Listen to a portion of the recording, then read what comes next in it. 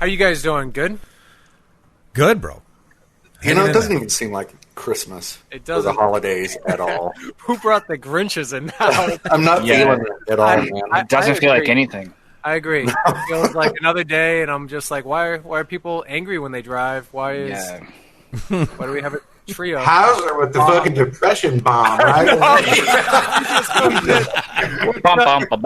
What's up, Chad? How you Is doing? everybody as miserable as Johnny? Dude, I'm at just this setting time the of the bar year, right off the bat. at this time of the year. I mean, doesn't it feel like that though?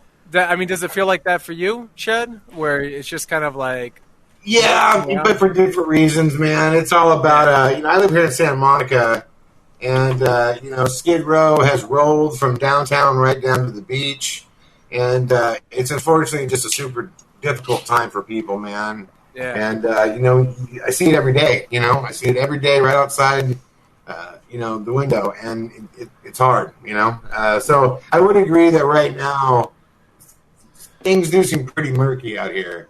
But I don't know if it's that way across the country. I don't know. I mean, what do you guys think? Definitely. yeah, I think Yeah. so. I think it's, everyone's just, I don't know. There's like a little cloud, a little dark cloud, and I'm ready for the new year. I think people just need to get back to the norm of doing everyday activities, doing everyday things, kind of like not being so paranoid or so. I mean, rightfully so, but I just think that there's so much in the brain right now that's working against everybody, to put the right foot in front of the other. So it's like all this stuff combined where we have to be in this lockdown still, and then we're in houses, and then you can't really get with families, and then some people do, some people don't, but it's just like a weird mirage that's happening that just doesn't seem surreal, It just seems like everything's kind of just floating.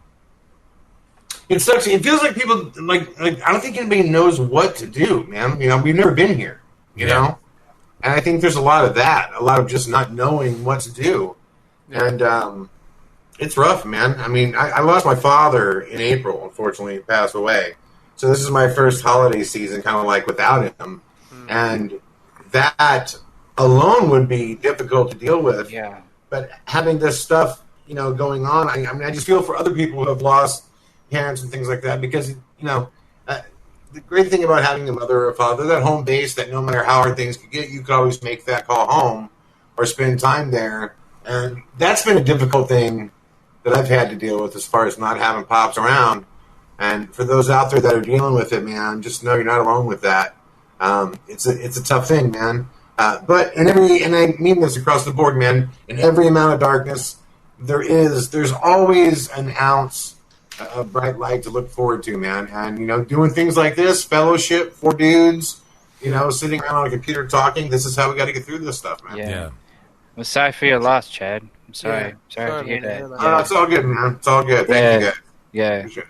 Yeah, but you're right though. It's like coming together. Doesn't matter how hell of a day you've had or yesterday, whatever the past is. But I think it's about the moment we make it now, And you're right. I think this is great to vent out some of the emotions, some of the ideas, concepts, whatever we're working on, or hear from like really cool people like yourself about projects you're working on or things that get us passionate and want to keep driving forward in life, And I think that's what we need right now. We need this like companionship, of this, what we got. Yeah, fellowship is key, man. I mean, think about this. My wife and I were talking about this the other night. In jail, when you get punished, they send you to a place where you can't go outside, you can't talk to anybody. In jail, they send you to the shoe, right? We're living the shoe. Yeah. We have the lockdown order, Like, we can't go outside, we can't go talk to people, we can't... So that's why I think anything that promotes fellowship right now, in any capacity, is a good thing, And I think it's the reason why I saw you guys setting this G crew up when I was back at the Manor last week, and usually these type of things I don't feel compelled to go do, but it was weird. Like in that moment, I was like, dude, I feel jealous. Like I wanted to be. It's like, what are you guys doing? Can I do it? I don't know. Somebody else, I mean, and I really did, and it just made me kind of realize how important that fellowship is right now. That's cool, man. Yeah, well, you're officially a G now. Hell So, yeah. There you go. Hell yes. Welcome on the G-Wagon. Yeah. Right. It's crazy. I mean, luckily I've been training for this moment for 5 years on Paranormal Lockdown. I'm just like, when this stuff hit, I'm like, oh, I gotta stay in the house. So I'm like, Yeah, I'm sure. every other week. No, I hear you. It totally is. But tell us about you, man. What projects have you been working on, or what are you working on? You know. Yeah, you know, it's crazy. And back in 2000, God, it was 15 now. I was on tour in Australia promoting my film that seems like forever ago now, called The Blood Red Sky. It was this film. Blood Red Sky kind of put psychokinetic energy and ability to the test. Then we went to England and Chillingham Castle, and we did all these crazy experiments to try to see how much of this paranormal activity was in our mind. But while on tour in Australia over there, I met this guy, Craig Powell, who told me this mind-blowing story about how he was handpicked by the government and the Australian government, and they sent him out to Cockatoo Island at this former naval base, and he told me that he had caught footage of a full-body apparition, and he just told me these immense stories of the ability of this entity, whatever it was, right down to the fact that it could, like, on call, it could make rooms light up like a lightning bolt. And they called this thing Sir. They'd be like, "Sir, can we see your light?" And it would go poof, like on call, over and over again. Wow. To the point that they actually brought members of the Australian government out to experience it. It was just the tallest tale I had ever heard, paranormally speaking. Yeah. And, you know, I set out for a couple of years trying to prove him wrong. Or I should say, try to debunk this footage, because I knew when I saw it, I had one or two things. I had one of the greatest paranormal stories that I've ever come across in the past 20 years of doing this, or the biggest, you know, and most effective liar I've ever met. Either way, it's a great documentary. You know what I mean? Yeah. So if I can expose him, great. You know, if not, great. And look, I found that it was the most incredible paranormal story I had ever come across. But something really interesting happened. After we made the first film, it was called NoFace. We did this big, like, 30-city U.S. tour, and it was great. It was packed. It was the biggest tour we'd ever done. We were doing about 1,000 people a night. And I thought for sure when I went out that whenever you boldly state, look, I have footage of a full-body apparition, and I fully believe that's what this is, you know, I expected to just get killed by people who are just, you know, skeptics. And the weirdest thing happened is everybody had said to me, "You got it wrong. It's not a ghost. You guys filmed a gray alien." Yeah. And I was just like, what? And I looked at it, and there were a bunch of weird things that happened in the realm of ufology when we were filming it. But because the government told us this was, or told Greg that this was paranormal, our minds are looking at it through a paranormal lens, in the sense that we're thinking ghosts. Right. And, we just kept listening to people, and we kept showing up and doing interviews, and over again, everybody kept saying, "You got this wrong. I'm telling you, man, like, that you filmed, or Craig filmed this gray alien." And, we eventually decided to open the case back up and document that process, and then start kind of at the very beginning with through a UFO lens. And that ended up being the films Two-Face the Gray and Phantom Rider, in which once we did start doing that, man, things got weird, guys. And they're still weird. Yeah. That UFO whole, that tree, that whole, path is so weird. Including, there's this guy that got a hold of me. He goes by the name of Daniel David Skyfall. Dare I say that's not his Christian name. Yeah. This guy has been unbelievable in his ability to predict what has happened, what was going to happen, and what is currently going down in this UFO realm, which we're all seeing almost, unfold in front of our eyes, So I've been heavily immersed in the UFO world over the last couple of years. And, man, where do you start there, Yeah, it's crazy. But we just released, I was very fortunate enough, I released my first film, American Ghost Hunter through Gravitas. It did very well, and they came back and wanted to do a larger deal. So we just signed a 5-picture deal with them, which is great. Awesome. And they just released NoFace, Two-Face, and Phantom Rider back to back to back. Yeah. So that's really what I've been up to in the last how many months? Yeah. That's awesome, man. So, congrats. Yeah, no, that's really cool. I love the story. It's super compelling. I remember seeing the trailer and I was like, man, this is badass. Like, the narrative is well told. Obviously, that editing is like spot on. Everything is just great. Johnny, and I were speaking about this before we got on with you, but just how compelling it was, and I think Johnny, you were talking about like the second part and everything. Yeah. I ended up watching Sir No Face, and then it was like 3 a.m, and I'm just like, cannot wait to start the next one. I was just glued to it the entire time. Then the next day I'm driving around, I'm like, I'm pretty sure that's a black Mercedes behind me. Everything was just a little weird after watching those. Yeah, that's one of the hardest things about that is there's legitimately weird shit that's happening, but you have to remain grounded or you go crazy, man. And it's been the hardest process about all this is that I don't know what. Well, I think I do to some degree, but I don't know for sure what nerve we touched. Yeah. But there's definitely a nerve that's been touched, because the stuff that was happening to me, if it was just me, then, I would go, maybe it's some just psycho fan or something, or somebody that's just trying to make a mockery out of me. But the stuff that's going on with Craig simultaneously, is beyond the degree of harassment. I mean, it's, true watch yourself stuff.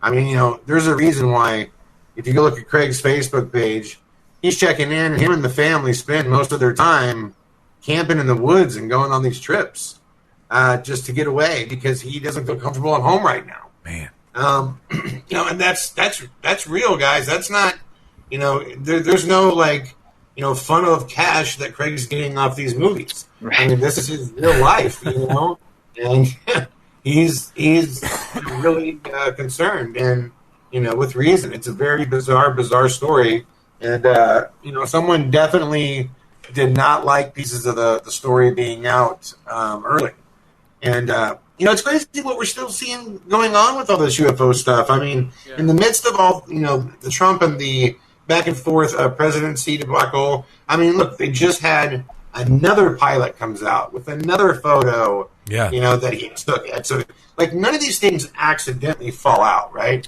Like, there isn't any pilot sitting around going, today I'm going to accidentally contact the New York Times. You know what I mean? It's like these things are discussed at the Pentagon. Yeah. And they're choosing which stories and which photos, and none of it's accidental. And it's accelerating, right? The amount of information. Yeah, it's accelerating. Yeah, I mean, look, Mike Pence just had, in the middle of all this madness, not even knowing if he'll be around or not, in 20 days or whatever it is, Mike Pence just had this press conference on the Space Force to announce the logo and that they're now referred to as Guardians. Right. Yes. So, that stuff is continuing no matter who's in office. There's a through line, and these guys are following suit. Yeah. So we have to ask, you guys saw the Israeli story? Yes. The Israeli defense minister that came out and basically said, he said a lot of the stuff that John Hillier said. Yes. From Canada is pretty much the same type of thing. So I don't know what do you guys?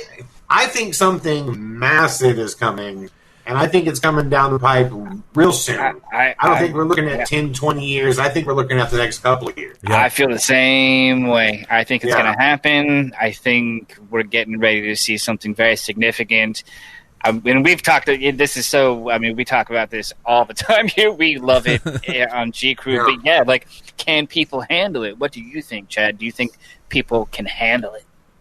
Oh man, I don't know. Half the time, people can't handle Monday Night Football, man. It's like, Exactly. This is like, look. Here's the thing. I think smart people can, and I think to a degree, there's going to be people that freak out and just look. The biggest thing that it does damage to, and not that I think it does damage to, but the argument will be is that it does religious damage. Exactly. That's what it does. Yep. If there was a big, spoon, right in the middle of all the religious talk, and I think highly religious people, right or left, I think the churches are going to have a difficulty with it. But I don't know. I think your average intelligent person is going to be fascinated. You know, I've heard the argument all the time. Oh well, we better not hope we meet aliens because they're going to snap their fingers and blip and we're all dead. But I think the thing to remember with that is you're assuming that if there's another species that it's like us. Exactly. That it even views things as the same value. You know what I mean? So I don't think I think once we get past the fear of it's going to destroy us all, I think God, what a crazy exciting time that'll be. I mean, I know. But they're definitely preparing us, man. They're definitely preparing us right now. I think the exact same thing. Like we're being conditioned, right? Slowly but surely conditioned.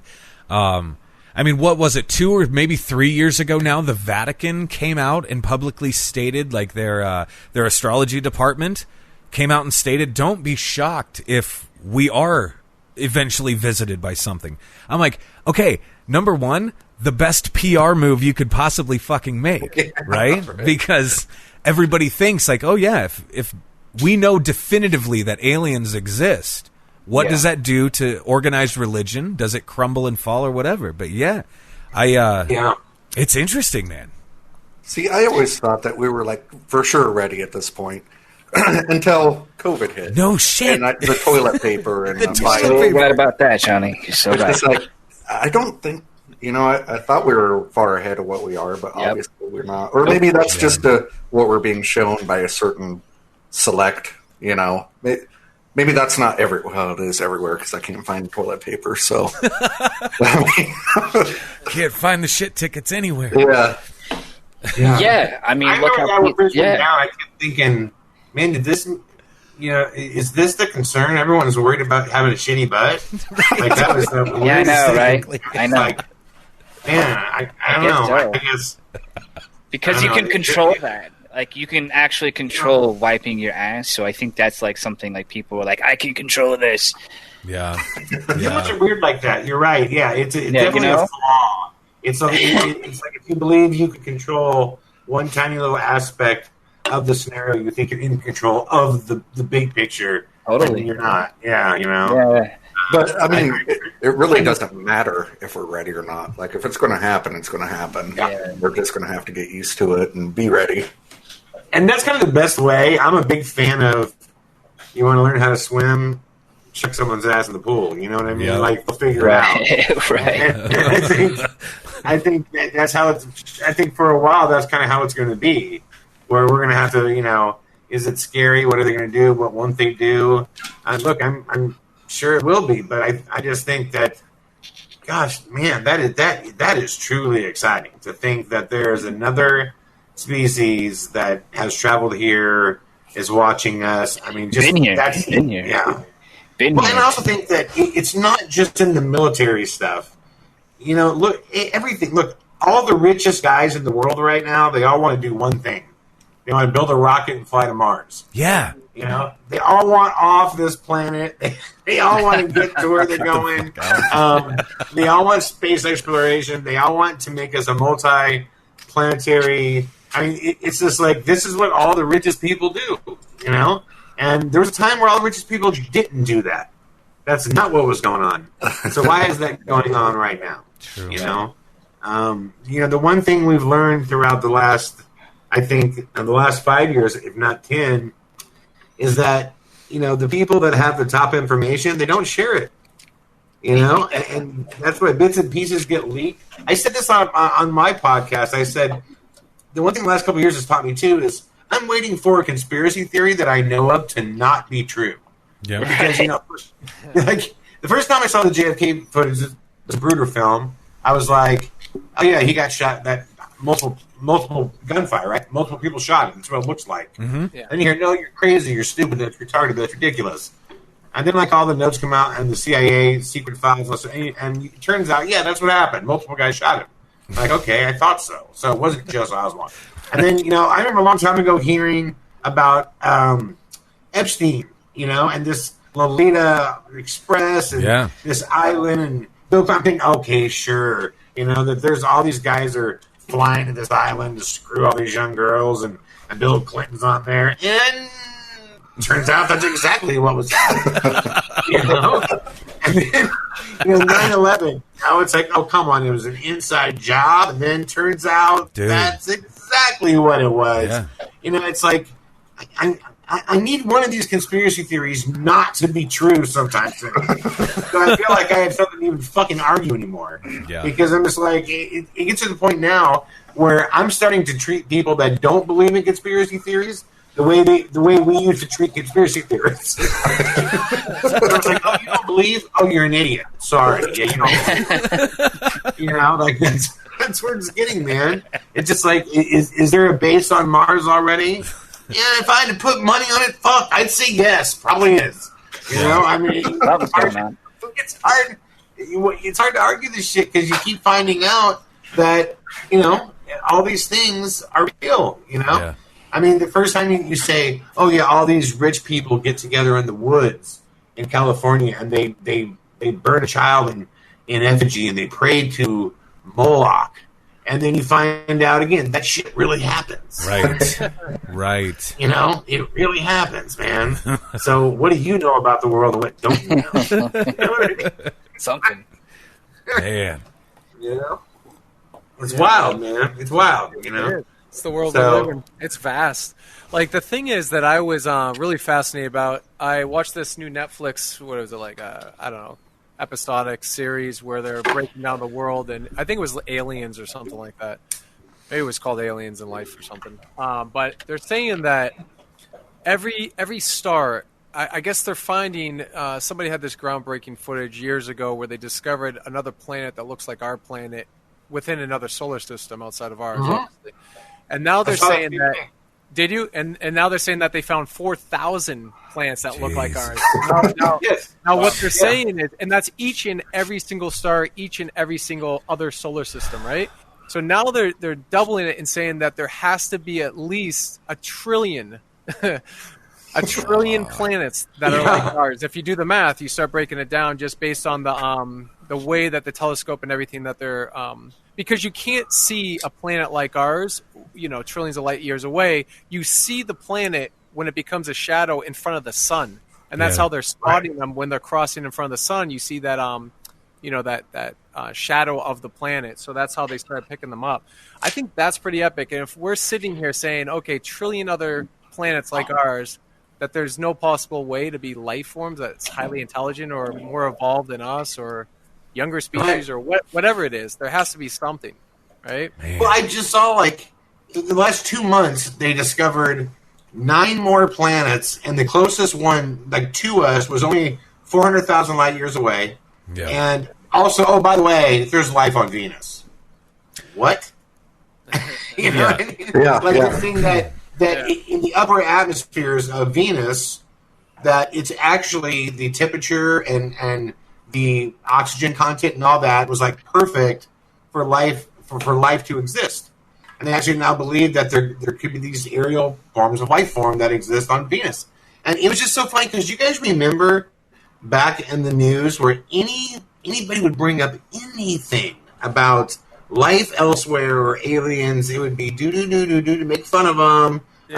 Tinfoil hat, you know what I mean? Like, and now suddenly, every week it's like, oh yeah, there's a new planet here. Over your shoulder, yeah, there's 9 new planets there. What? Yeah. Like, I used to think that we were like 9 planets, and then really far away that we could never reach them was all this other stuff.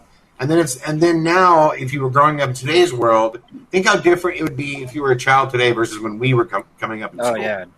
Even just a few years ago, when Tom DeLonge did the To the Stars Academy, everybody's like, "Oh, that dude is completely off his rocker." Yep. And now, I mean, just in a couple years' time, it's been that way. Yeah. Yeah.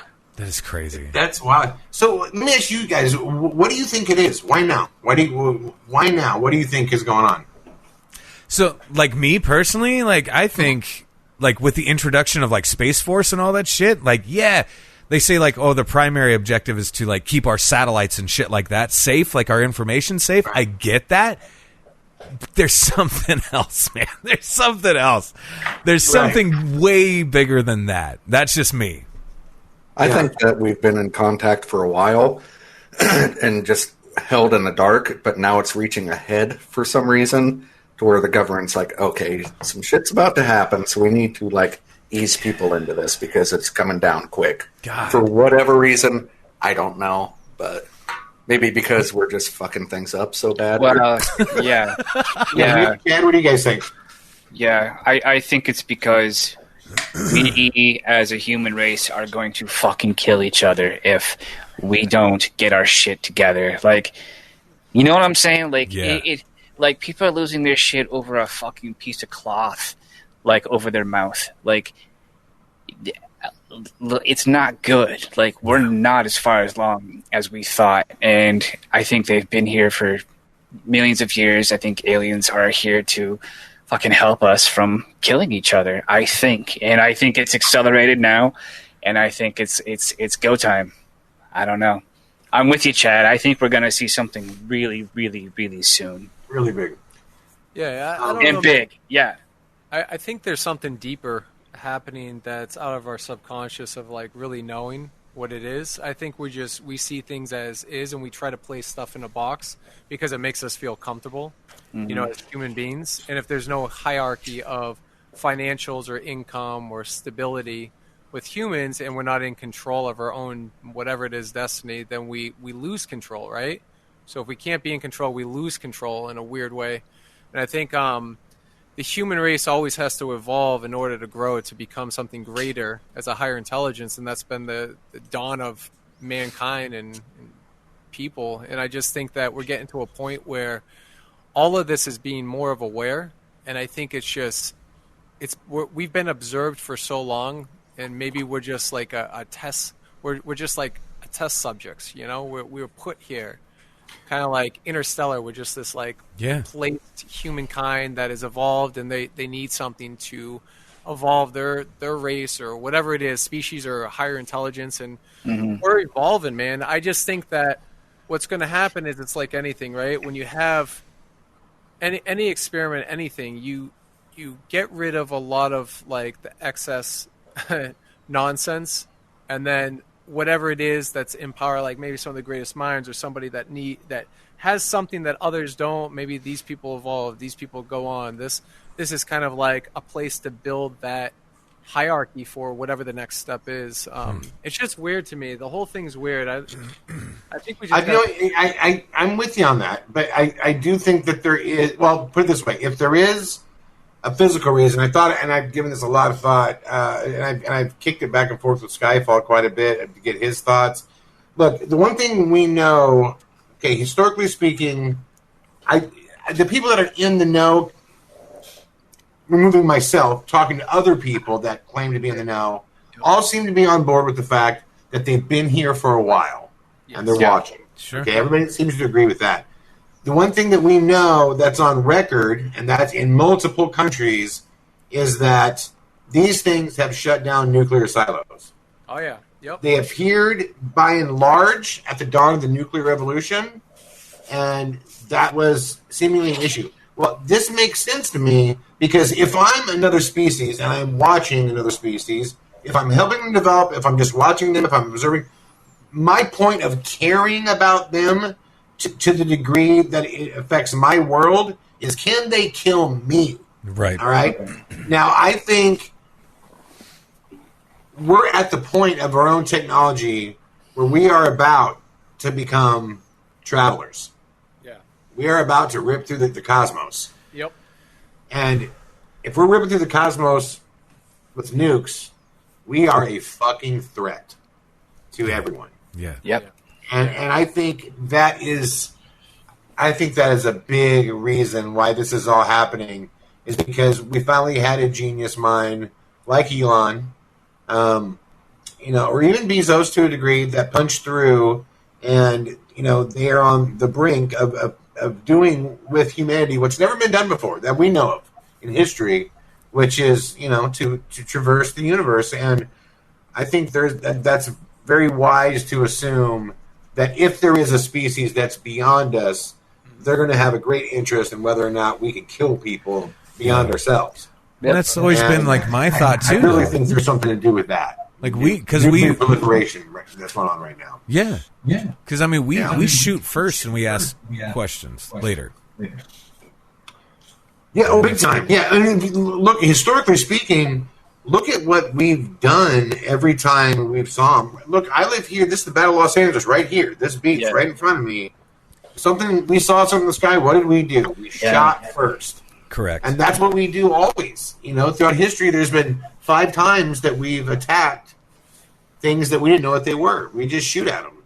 And, I think to a degree, if there's a race that's watching us, shooting at 1 or 2 things is, that's different than having a weapon that can, the planet-killing weapons. You know what I mean? Yeah. And now the question is, what is that intervention? If they come back, or my question is, what does that intervention look like? I mean, is it going to be primarily technological? Because this, I think, goes back to what Nick was saying. I think it wouldn't be enough to just say, we're going to take away your big guns. Because now we're going to just try to learn how to make them in secret. We're going to try to learn how to, there would have to be something spiritual, some kind of spiritual growth that would have to occur to get our race, our species, to the point where we start realizing it's bad to kill each other. We don't need to do this. Right. That's the biggest fucking jump I see. Take away our weapons, one, but then teach us, how to stop just fucking ass punching each other and killing, our own race at ungodly levels for basically things like paper and oil and weird, if I was an alien, I would be so confused. I'd be watching us going, so they kill each other for paper? Yeah. This oily stuff? That's why they kill each other? Exactly. Yeah. Not very smart, are they? You know what I mean? I would be looking at us like we are idiots, Yeah. Big time. Yeah, that's why I was really confused watching Aliens and Cowboys, and the alien, part 2 of that, the middle act turns into, the aliens are here because they want the gold. And they don't have the gold. They look at gold as rare as we look at gold. I was like, what is happening? So like, come on. That's the problem, though, is Hollywood turns into that, and then we think dumb ideas. But I think there's something deeper. You're absolutely right. There's something deeper happening. It's time. Yeah. And I also think that I think too I remember seeing something talking about, I think it was one of those old videos where a UFO comes flying down, it disarms the test nuke they were testing. Remember that rocket they shot? You see the UFO the tip of it flew around it, right? Yeah. There's been a lot of cases like that. A lot of cases like you were talking about at nuclear places where they come in, they zap the warehouse or they zap certain things. And now what's interesting is you start studying when a nuclear bomb goes off. It's not just a bomb, right? It ripple affects the environment. It ripple affects the universe. Mm-hmm. So if you have multiple nukes, you have multiple these things happening, missiles and whatnot, it's going to go beyond outside of our atmosphere. It's going to enter space. It's going to ripple effect through space. It's going to be like a ripple effect. I think it affects other planets, is my understanding, from the vibrations or whatever the wavelength is when I was listening to the study beyond, the science of breaking it down. Man. But I think maybe there's a possibility where it's affecting maybe their planet or them being integrated into our, species or whatever the case is. I think that it's affecting everybody, not just us, everybody. Well, a fundamental principle of science is energy cannot be created or destroyed, can only be transferred, right? Yep. So in the early or the late 1940s, that's when the waves of UFOs began. That's also when nuclear testing began. Before it was said and done, the U.S. alone set off 3,000 nuclear weapons. Jesus. We tested over 3,000. I think 3,006 is what it was, which is mind-blowing. I mean, we had to stop testing, like Bikini Atoll and all the atolls because there was no land left. Wow. We had blown it out of the ocean. Wow. And we're like, well, can't test here anymore.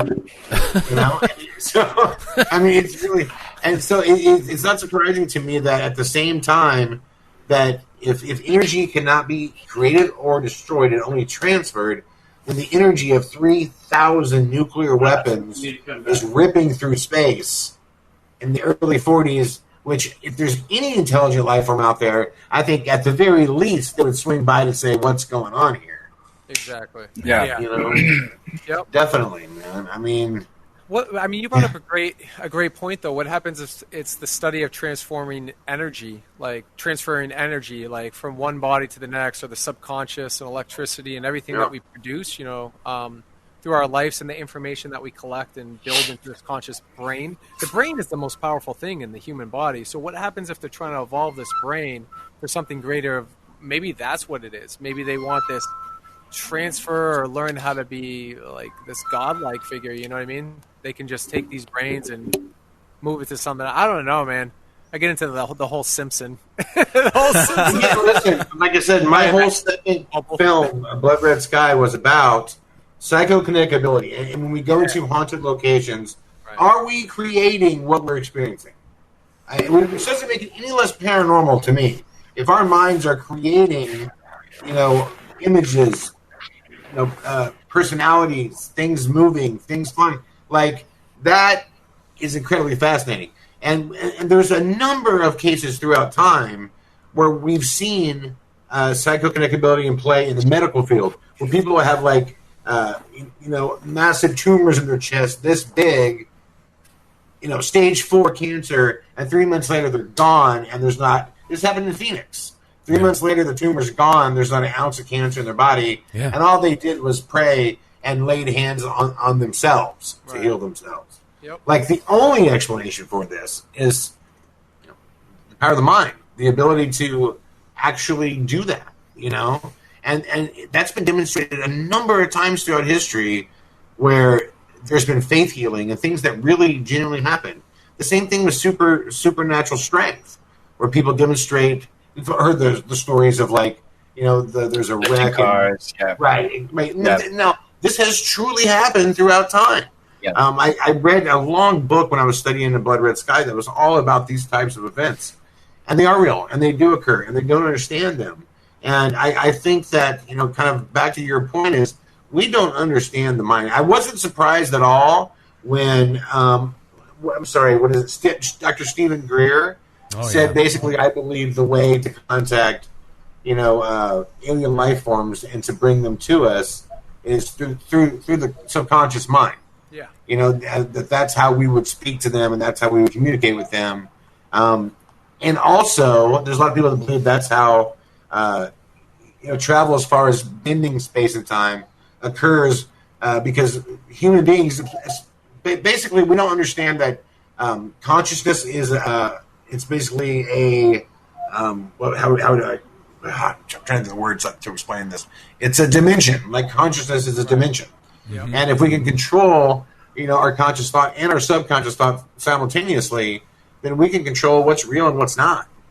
And that is a fascinating thought to me. And that goes back to I think that's what you were saying, Nick, about the idea that if they're coming here, they're going to communicate, that there's going to be something spiritually or something that they will teach us. I think it's going to be more than, hey guys, nukes are bad, so we're going to take them away. That doesn't mean anything. Yeah, official. That's like, well, we would go, oh, okay, cool. As soon as they turn around, make more nukes. I mean, that's all that would happen. Unless something happens to allow us this faith and belief that we can accomplish great things without the threat of great power used against somebody. Right. And that's always been a parallel issue with human beings is that to accomplish great things, we have this natural tendency to believe that there has to be great power or a great threat driving that great thing. Right. Yeah. There doesn't have to be. Exactly. You know? But how do you get people on board with that? I don't know. Right. I think they just need to experience it.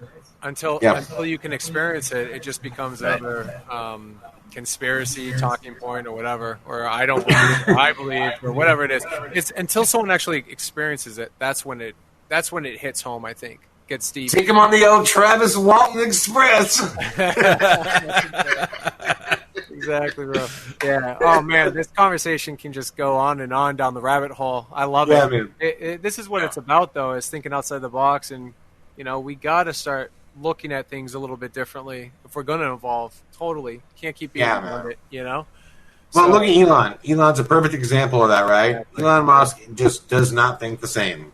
Yeah. And look, I mean, it doesn't take much either, man. When you get 2 or 3 guys that are on some whole other shit and they're committed.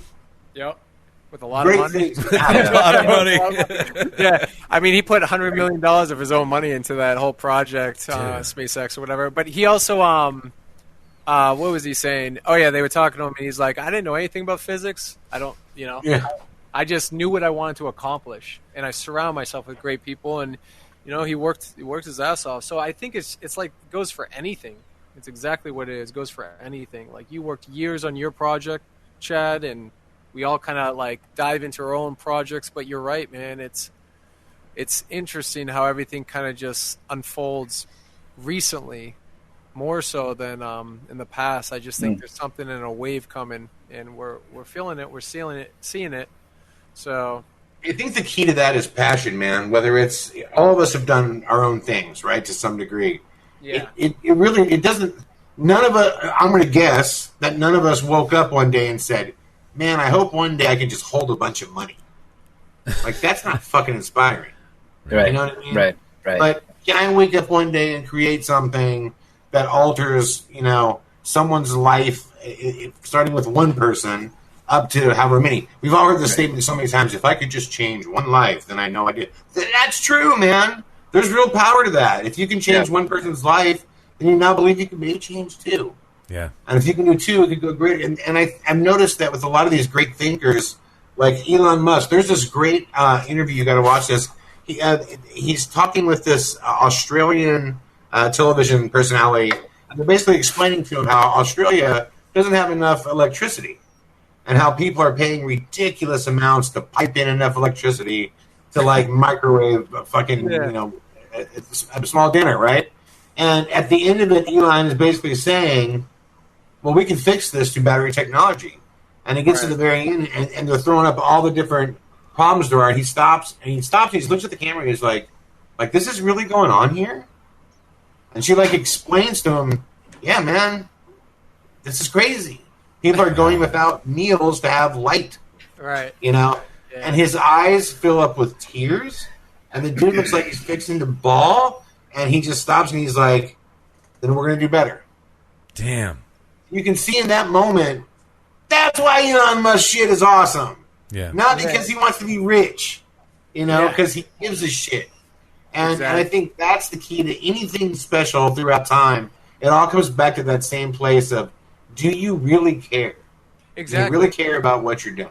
Dude, you just nailed it. Yeah. No one can stop you, man. I'm a firm believer of that. You nailed it, and that's the greatest point. Like, if you have that passion, that drive, you can accomplish anything to a certain extent, right? Anything, physically and mentally, to a certain extent.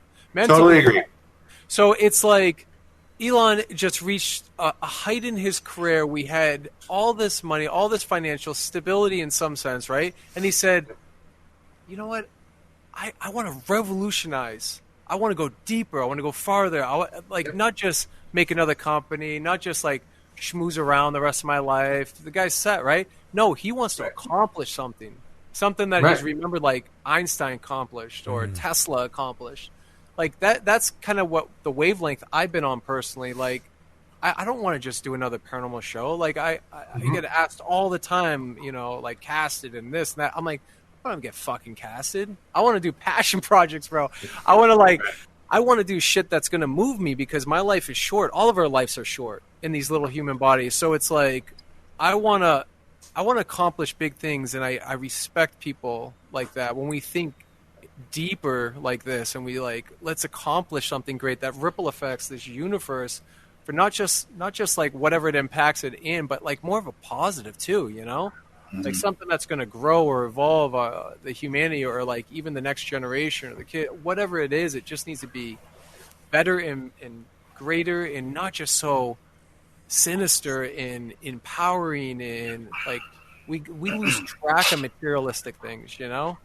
And I totally agree, man. I mean, I was having a conversation with a friend of mine who works out here, and he's a film financier guy, and we were talking about just the paranormal, and he was kind of talking about my path throughout all this. And I said, you know, dude, I think I've been on 5 or 6 shows now, and I've done 6 features that are released. And when I think back about it, even like doing Paranormal State, which I did 6 seasons of that, and at the height of it, it was like big as shit, right?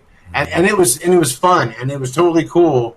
But I can honestly say, all of my own pictures, I had a better time making. I had a blast. I cared about them more. They affected people. The people that they did affect, they affected them in a longer lasting way. And when I look back at, like, you know, was it Paranormal State or the Ghost Prophecies or whatever these shows were, it's not that I didn't, you know, it's not that I hated it. Right? I'm not the enemy of the system or anything. Right. But there is a degree of passion that you could reach where it's just not wanted in the studio system. Right. Like, they want you to want to do it to the degree that you'll do it their way. Yeah. And then when the second you express, hey, this is what I need to make me care about this more, to make this better, to do things that are, it's like, if that ruffles the basket of dollars, then you're a fucking problem. And that's been my problem throughout, like, you know, studio stuff. It's just that I enjoy caring about the project more than the money. Yeah. Right. You know, I enjoy that so much more. And I think the second you work on a true passion project, you instantly get that. Anybody I know who's ever worked on a project gets that. Right. You know, why is Elon still working when he's worth $134 billion? Because he doesn't care about money anymore. Yeah, exactly. You know, he doesn't care anymore. And look, I understand we all got to keep a light over our head. So to some degree, I'm a realist. Yeah. But like, yeah, I think, you know, doing a show, like, if I were to do another show, it would have to be something that just sounds fun as hell, and I love the people doing it. And that's what it comes down to, not the money at all. Yeah. You know? Exactly. And so, yeah, I get it, man. Totally. Yeah, I love it. Man, it's a pleasure talking to you. Honestly, it's been great talking to you, man. I love this conversation. I needed this. I think we all. Well, no, it's so true. I'll bring this up. I got offered to do a show last year, and you know, I don't want to. The second I say what it is, then it's going to sound bad towards this person, and I don't want to do that. But what I will say is this: ghost hunting? Was it naked ghost hunting? I just joking. Bad joke. All right, now go on. Well, it was just one of those things where it was good money. They were going to offer me pretty decent cash to do it, and it was a last second thing where I turned it down, and the second I did, I felt so bad for stressing over the answer, because the second I gave the answer, I felt so good. I was just like, God, that was so fucking wrong.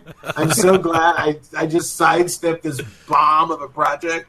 It ended up being just a gutter piece of shit project too. And I was like, God, thank God I'm not involved with that.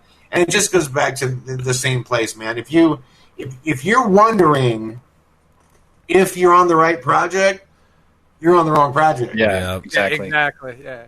You know what I mean? You'll know. You know. It's all about the principle too. It comes down to, man, you really believe in what you're doing right now, because at the end of the day, like, you walk away with your integrity in who you are, and that's going to be your face with whatever it's on, or your name with whatever it's on.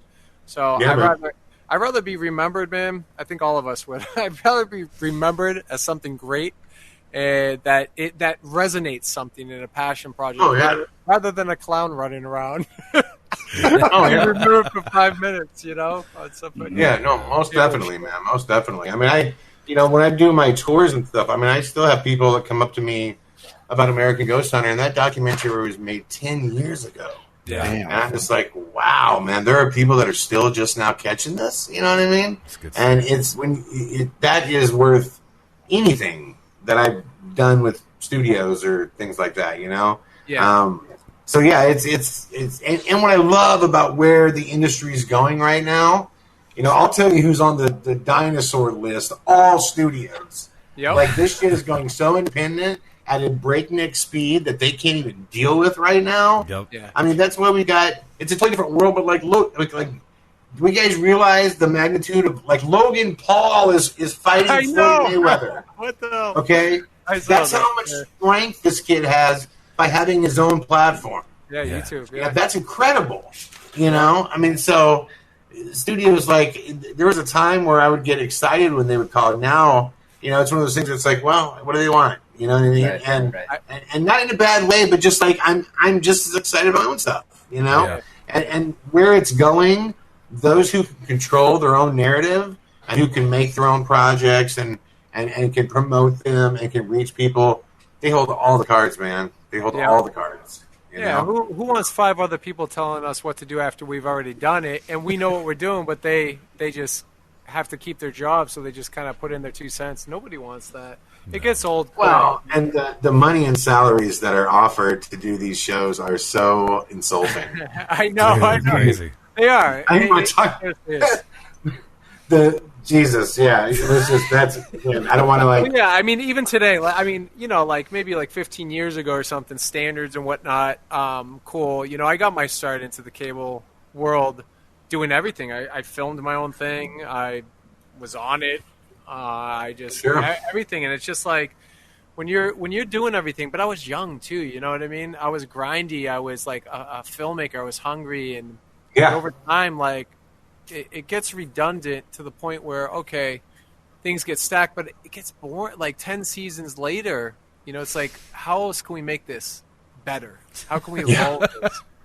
Yeah. You know? My favorite comment from the studios is, you know, the money doesn't come from the show. It comes from the other things. The show's your commercial. And I'm like, but how are you getting your money? Exactly. You know what I mean? And last time I checked, you're getting a shitload of it. Oh yeah, yeah. So why is this guy getting $500 today? Is that shit legal? You know what I mean? It's like, so yeah, it is very, very repetitive, and yeah, it's across the board too. And the thing is, once you figured it out, once you figured out like the whole system and how it works, it's such a liberating thing. Yeah, you know, oh, yeah. and you see the way it all works. You know. And we've all done it. We've all done shows, or either had our shows, or been a part of shows that existed. Or Johnny, I think you've been on like more shows than more shows. Like, Johnny set the record for guest appearances. You know what I mean? I love it. I love it. Endless IMDb over there for Johnny. But my very first was American Ghost Hunter. Yeah. I'll never forget that. See, that matters to me. That's awesome. Hell yeah. That was a fun day. Yeah, That was when Hauser still had the baby beard. The little boy band chin Yeah. strap going on. That was before he went all Duck Commander. Yeah. Right. Oh man, great Oh, conversation, God, I man. love Well, let's do this again, dude. I love the deep thinking. Keep doing Yeah, what man. you do, man. You're killing it, and nothing but love, dude. Like I wish you all the best, and man, you're a G. So let's G's Hey, get man. together. Yeah, man. I Pandemic. appreciate it. And like I said, when I saw the boxes and Josh doing his thing, I wanted to come play in your sandbox. Oh, yeah. Anytime, brother. man. Anytime. Anytime. Yeah. I appreciate you guys making the offer, and I thank you for the fellowship, man. Be strong. We'll do it again for sure. I would love to come back. Absolutely. 2021, let's do it. Yeah, Hell exactly. Sounds good. All right, buddy. All right, Take much care. love, my friends. Thank too, you, man. brother. All right, we'll see you later, man. See ya. See you.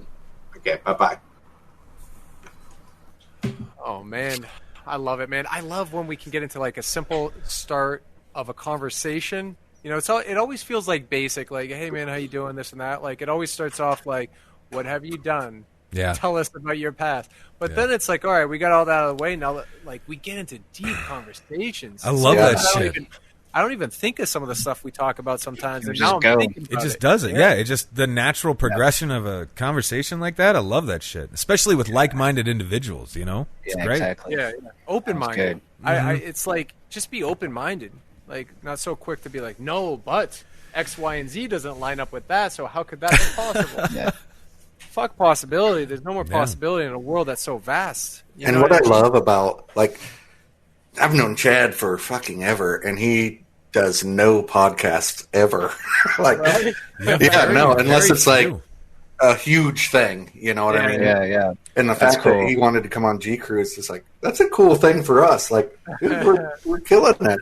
Yeah, people wanted to buy. He says no to everything. Like that's amazing. Thing. Well, that's pretty cool. That's the power of the G, John. That's right. The power of the G. Power of the G spot. Or you know who has us all fooled is Mitch. I Mitch has us all just fooled. gonna say that. I think Mitch is playing all of us humans, and he's like, I love you, boys.